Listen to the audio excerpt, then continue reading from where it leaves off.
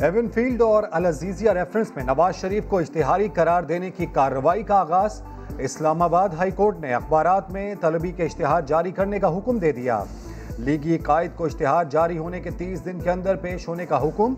Additional attorney general को इश्तिहार जारी करने के अखराजात 2 दिन में जमा कराने की हिदायत। अदालत ने 15 सितंबर को मियां नवाज शरीफ के वारंट जारी किए थे, जिनकी तामील ना हो सकी। ऐसे मुकदमात को जूते के नोक पर रखते हैं, हम इनका मुकाबला करेंगे। गद्दार वो हैं जिन्होंने धांधली की है, गद्दार वो हैं जो अवाम के मैंडेट के बगैर कौम पर मुसल्लत हैं। बगावत के मुकदमे को जूते की नोक पर रखते हैं। गद्दारी का मुकदमा बनाने वाले खुद गद्दार हैं। मौलाना फजलुर रहमान हलीफों पर मुकदमात के खिलाफ फट पड़े। कहा, इदारों से तसादुम का तासुर दुरुस्त नहीं। नून लीगी क़यादत को पैगाम है, आपकी कमी महसूस नहीं होने देंगे।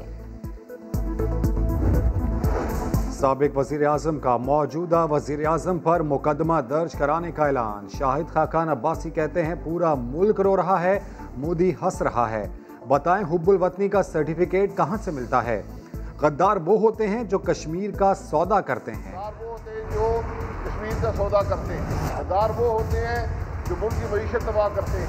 अब मैं भी एक पर्चा दर्ज कराना चाहता हूँ। मेरा पर्चा इमरान खान के खिलाफ।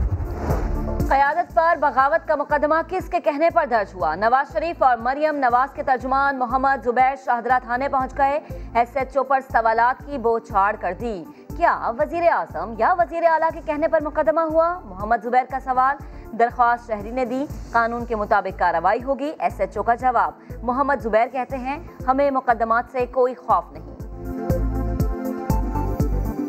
मूवमेंट का ऐलान कर चुके हैं मियां नवाज शरीफ और PDM के प्लेटफॉर्म से, और मरियम नवाज साहिबा ने ऐलान किया है वो बिल्कुल जारी रहेगा। आप 40,000 PMLN के वर्कर्स पर मुकदमे करें, वो फिर भी बाहर आएंगे। तो किसी को हमें डर खौफ नहीं है।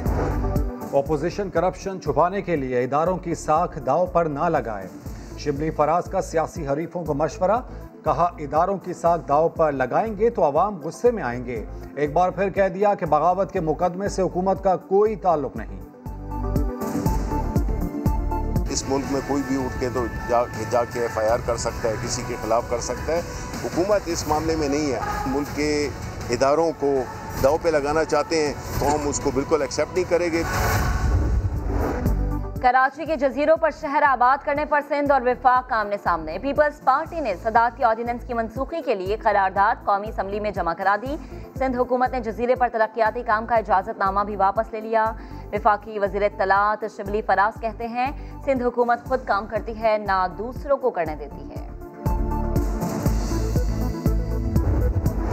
एहतसाब अदालत हैदराबाद ने करप्शन केस में गिरफ्तार मखदूम जलीलुज़्ज़मा की प्री बारगेन की दरख्वास्त मंजूर कर ली। मखदूम जलीलुज़्ज़मा ने नैब को 1.5 करोड़ का पे ऑर्डर जमा करा दिया। एहतसाब अदालत के हुक्म पर रिहाई मिल गई।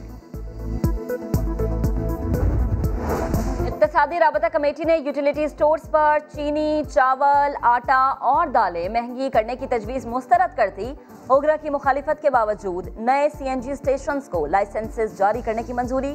ट्रेडिंग कॉरपोरेशन को 3,20,000 मैट्रिक टन मजीद गंदम मंगवाने की इजाजत। बल्दिया फैक्ट्री केस में सजा याफ्ता रहमान भोला और जुबैर चरिया ने सजाए मौत का फैसला सिंध हाई कोर्ट में चैलेंज कर दिया। भोला और चरिया ने दरख्वास्त में फैक्ट्री मालिकान को हलाकतों का जिम्मेदार करार दे दिया। अदालत से सजा कालअदम करार देने की अपील।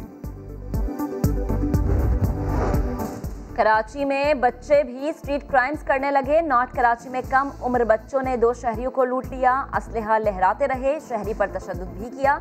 वारदात की CCTV फुटेज मंजर-ए-आम पर आ गई। पंजाब में कोरोना से बचने के इकदाम। 856 मकामात पर माइक्रो स्मार्ट लॉकडाउन। सबसे ज्यादा रावलपिंडी में 123 इलाके सील किए गए।